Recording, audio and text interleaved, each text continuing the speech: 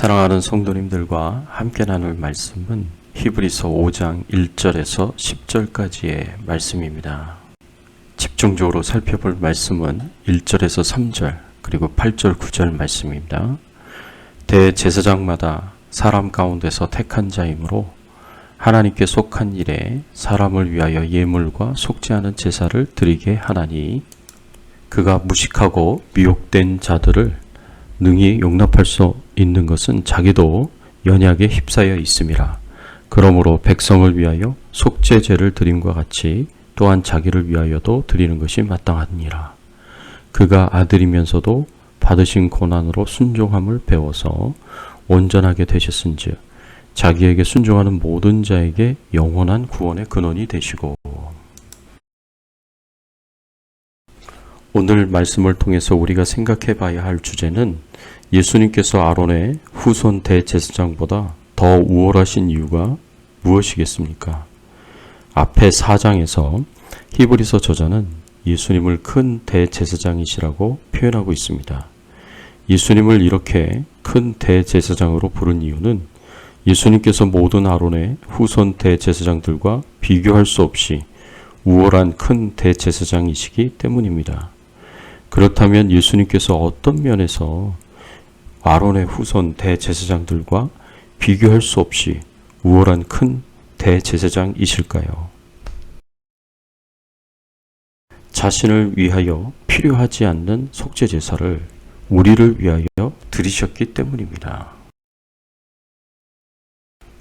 예수님은 자신을 위하여 속죄제사를 드리지 않아도 되는 죄가 없는 거룩하신 분이시기 때문입니다. 대제사장은 하나님께서 선택하신 아론과 그 후손들에게 주어지는 직분인데 이들은 백성을 위하여 하나님께 예물과 제사를 드리는 일을 주관합니다.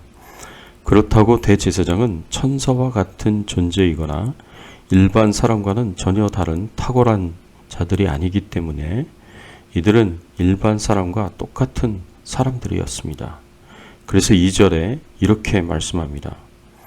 그가 무식하고 미혹된 자를 능히 용납할 수 있는 것은 자기도 연약에 휩싸여 있음이라. 대제사장은 무식하고 미혹된 자를 능히 용납할 수 있다라고 말씀하고 있습니다. 여기서 무식한 자는 하나님에 대하여 무식한 자를 의미합니다. 하나님에 대한 지식이 없고 하나님을 모르는 자를 가리킵니다. 그리고 미혹된 자는 하나님을 모르기 때문에 하나님께 범죄하는 자를 가리킵니다. 아담의 타락 이후에 그 후손들인 인류가 떨어진 상태를 가리킵니다. 아담의 타락 이후에 지정의가 모두 타락한 인류는 하나님으로부터 멀어졌고 하나님을 알지 못함으로 하나님께 범죄하는 자가 되었습니다. 그래서 불순종의 자식이 되었고 하나님을 대적하는 자가 되었습니다. 선을 알지도 못하고 선을 행할 수도 없는 자가 되었습니다. 이것이 세상 죄인들의 본질적인 모습이 되었습니다.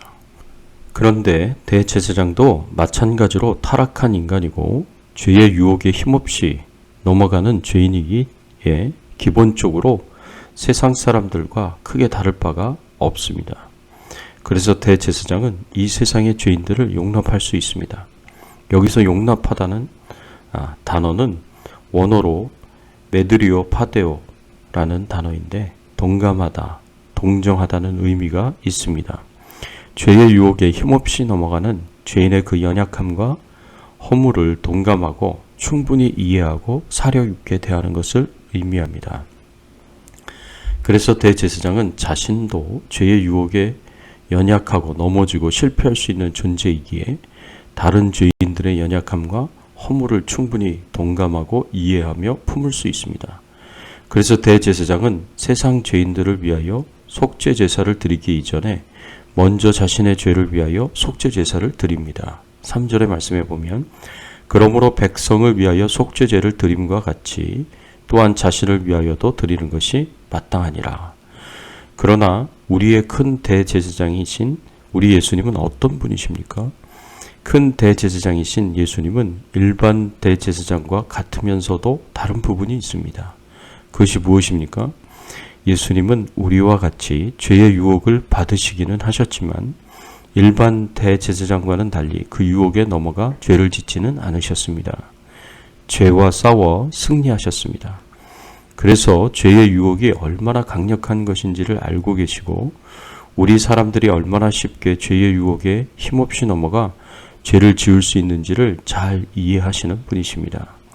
그래서 히브리서 저자는 히브리서 4장 15절에 예수님에 대하여 이렇게 선언합니다. 우리에게 있는 대제사장은 우리의 연약함을 동정하지 못하실 이가 아니요 모든 일에 우리와 똑같이 시험을 받으신 이로되 죄는 없으시니라. 예수님께서 하나님의 뜻에 끝까지 순종하셔서 죄가 없으시다는 것을 7절에서는 이렇게 표현하고 있습니다. 그는 육체에 계실 때에 자기를 죽음에서 능히 구원하실 이에게 심한 통곡과 눈물로 소원을 올렸고 그의 경건하심으로 말미암아 들으심을 얻었느니라. 이 말씀은 예수님께서 대제사장의 무리들에게 잡히시기 수시간 전에 겟세마네 동산에서 하나님 아버지께 간절히 기도하신 것을 표현한 내용입니다. 이 기도에서 예수님께서는 하나님의 뜻이라면, 하나님께서 허락하신다면 고난과 죽음의 잔을 피하게 해달라고 간절하게 기도하셨습니다. 심한 통곡과 눈물로 소원을 올리셨습니다. 그러나 나의 원대로 마옵시고 아버지의 원대로 하옵소서라고 기도하셨습니다. 예수님은 철저하게 마지막 순간까지 하나님의 뜻대로 순종하여 행하셨고 십자가에 죽기까지 복종하셨습니다. 그래서 예수님은 죄가 없으십니다. 그래서 예수님께서는 이 세상에서 살아가실 때에 우리와 똑같이 죄의 유혹을 받으신 분이시라서 우리의 연약함을 충분히 이해하고 알고 계시며 동정하신 분이시지만 죄를 짓지 않으셨기에 다른 대제사장처럼 자신을 위하여 속죄 제사를 하나님께 드릴 필요가 없으십니다. 이것이 예수님이 우리의 큰 대제사장으로서 일반 다른 제사장보다 크게 우월하신 부분입니다. 또 예수님께서는 고난 속에서도 온전히 순종하셔서 우리를 구원하는 속죄 제사를 드리셨기 때문입니다. 8절과 9절의 말씀에 보면 그가 아들이시면서도 받으신 고난으로 순종함을 배워서 온전하게 되셨은즉 자기에게 순종하는 모든 자에게 영원한 구원의 근원이 되시고, 이 말씀에 보면 예수님께서는 하나님의 아들이셨지만 이 땅에서 고난을 받으셨고 그 고난을 통해서 순종을 배우셨다고 말씀하십니다. 예수님께서 이 땅에 오셨지만 하나님의 아들이라고 무슨 특권과 기득권을 가지고 태어나셔서 이 특권과 기득권을 누리며 사신 것이 아니었습니다. 이 땅의 구원자로 메시아로 오셨지만 베들레헴의 냄새나는 마국간에 태어나셔서 말 구유에 누이셨습니다. 가난한 목수 집안에서 성장하셨고 공생의 시작 전에는 가족들의 생계를 책임지시는 목수의 일을 하셨습니다. 자신을 낮추셔서 세례 요한에게 물세례를 받으시면서 죄인의 위치에서 대속의 죽음을 당하실 것을 선포하셨고 수많은 기적과 치유의 역사를 행하셨음에도 불구하고 철저하게 가난하고 소박한 삶을 사셨습니다. 사람들에게 붙잡혀서 모욕과 조롱과 무시를 당하셨고 매를 맞으시며 채찍질을 당하셨습니다. 강도들과 함께 십자가에 못 박혀서 죽임을 당하심으로 죄인 중에 하나로 취급을 받으셨습니다. 이 땅에서 예수님께서 사신 삶은 하나님의 아들이셨지만 철저하게 낮아지고 고난당하는 삶을 사셨습니다.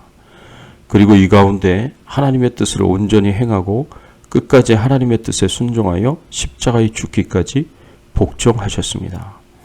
그래서 하나님 앞에 온전한 대제사장이 되셔서 스스로 자신의 몸을 흠없는 온전한 속죄 제물로 삼아 십자가에서 단번에 영원한 효과를 가진 속죄 제사를 드리셨습니다.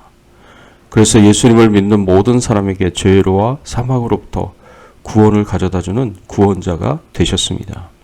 일반 대제사장은 짐승으로 속죄 제사를 드려 계속 희생 제사를 드려야 했지만 예수님은 스스로 완전한 속죄 제물 되셔서 영원한 구원을 가져다 주시는 속죄 제사를 드리셨습니다. 그래서 예수님은 우리의 큰 대제사장으로 다른 대제사장보다 훨씬 우월하신 분이십니다. 사랑하는 성도 여러분, 예수님은 우리의 연약함을 누구보다도 잘 아시는 분이시고 동정하시는 분이십니다. 우리를 죄에서 구원하시기 위하여 기꺼이 자신의 몸을 십자가에 내어주신 이가 예수님이십니다. 그래서 우리가 범죄할 때 우리를 용서하시기를 원하시고 우리를 돕기를 원하십니다. 예수님을 믿음으로 모든 죄를 용서함 받고 구원받을 뿐 아니라 예수님을 의지하여 매일매일의 죄까지 회개하고 용서함을 받아 하나님과의 관계와 교제를 온전히 회복하며 깊은 교제를 누리며 살아가시기를 예수님의 이름으로 축원합니다. 함께 기도하겠습니다. 하나님 아버지, 감사합니다. 우리 예수님께서 다른 일반 대제사장들과 비교할 수 없는 우월한 큰 대제사장이신 이유가 자기 자신에게는 필요하지 않은 속죄 제사를 우리를 위하여 십자가에서 드리셨기 때문이다라는 것을 오늘 말씀을 통해서 알게 하여 주시고 깨닫게 하여 주시니 감사를 드립니다. 우리의 연약함을 누구보다도 잘 아시는 예수님, 우리의 연약함을 동정하시는 예수님, 우리를 위해서라면 기꺼이 십자가에 자신의 몸을 내어주신 예수님, 우리를 용서하여 주시기를 원하고 우리를 구원하여 주시기를 원하고 우리를 도와주시기를 원하시는 그 예수님, 우리와 깊은 영적인 교제의 삶을 살기를 원하시는 예수님, 그 예수님 앞에 나아가 우리의 문제를 내어놓고 예수님의 도우심을 얻으며 예수님의 축복과 은총 가운데 살아갈 수 있는 저희들의 신앙의 삶이 되게 하여 주시옵소서. 오늘 하루도 주님과 동행하는 하루 되게 하시고 주의 나라와 영광을 위해서 살게 하여 주시옵소서. 모든 질병과 해로운 바이러스로부터 저희들을 안전하게 지켜 보호하여 주시옵소서. 우리가 행하는 모든 일에 형통함을 주시기를 소원하옵고 우리의 왕 되시고 주인 되신 예수님의 이름으로 간절히 기도드리옵나이다. 아멘.